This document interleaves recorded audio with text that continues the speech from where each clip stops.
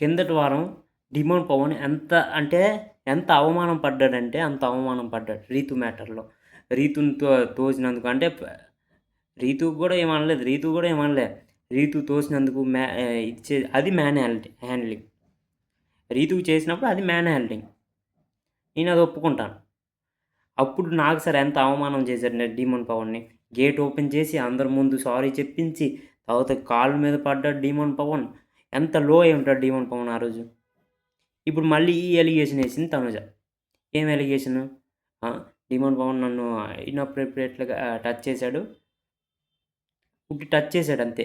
అంటే టచ్ చేశాడంటే మారాలని చెప్పింది చేశాడు. అది టాస్క్. అప్పుడు టాస్క్ నడుస్తుంది. ఇప్పుడు తనుజ ఎలా తీసుకోవాలి? స్పోర్టివ్‌గా తీసుకోవాలి. కాకపోతే ఇంకెవరు ఇది ఇంకెవరున్నారు?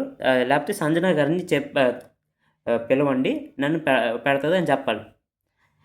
అది చేయకుండా తనుజ క్యారెక్టర్ అసాసినేషన్‌కెళ్ళిపోయింది. ఇదెంత తప్పు? వరస్ట్‌లో వరస్ట్. నేను తనుజ బిహేవియర్.